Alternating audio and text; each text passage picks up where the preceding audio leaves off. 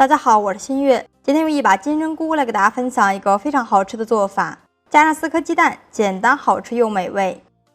首先把买来的金针菇根部切掉，再把金针菇一朵一朵的撕开，收起来放到一个大盆子里面，加入1大勺食用盐，加入1大碗温水，把金针菇放到盐水里面浸泡5分钟，食盐可以有效的去除上面的脏东西。再去小菜园里面摘上1根青椒来切一下，先切掉头部，然后从中间对半片开，用刀把里面的籽去掉，放在案板上切成长条，收起来放在盘子里面。去小菜园里面刨上1根萝卜来切一下，先对半切开，打斜刀切成厚厚的薄片，然后再切成细丝。切好以后收起来放在盘子里面。小菜园里面摘上1颗西红柿，在西红柿的根部插上1根筷子，像这样就可以啦。直接放在炉灶上烧一下，把西红柿的外皮烫软，不一会儿西红柿就爆皮了，然后给它关火，放在案板上把外皮给它揭掉。用这样的方法去皮非常的简单，再也不用开水烫或者是削皮刀刮了。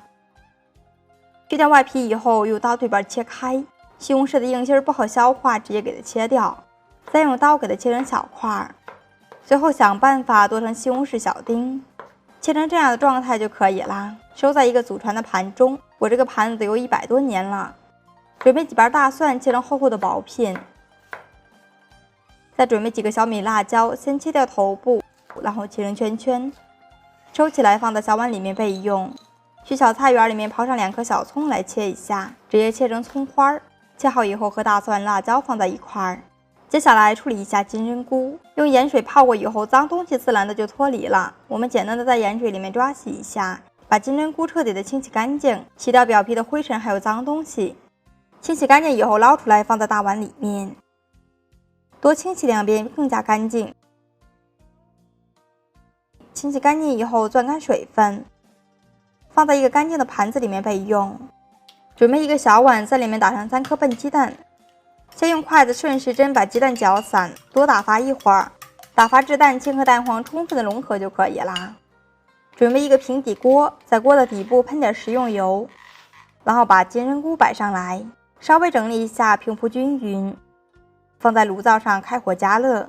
先开大火煎至20秒，把底部煎至定型，然后再把搅好的鸡蛋液淋入锅中，慢慢的晃动一下锅子，让其形成一张大饼。煎至1分钟以后转成文明火，煎至底部定型。2分钟以后把底部煎至成金黄色，想办法给它翻个面，直到煎至金针菇鸡蛋饼8面金黄色，像这样的状态就可以出锅了。出锅放在大碗里面备用。锅子烧至冒青烟以后喷点食用油，油烧热以后加入1瓣的小葱、蒜片和辣椒，先爆炒出香味儿。炒香以后加入切好的西红柿丁，快速翻炒均匀，炒出西红柿的汁水。炒匀以后加入切好的青椒丝、胡萝卜丝，翻炒均匀，然后加入生抽调味，少许蚝油，1大勺食用盐，大概6克左右，再次翻炒均匀。炒匀以后用铲子稍微整理一下，把胡萝卜和青椒平铺在底部，倒入1小碗生水。最后把煎好的金针菇鸡蛋饼放进来，轻轻的按压一下，让其泡在汤汁里面，在上面撒上1把青红辣椒，开大火收至1分钟，让其均匀的入味即可出锅。出锅盛在一个大盘子里面，一盘鲜香四溢的金针菇鸡蛋汤饼就做好了。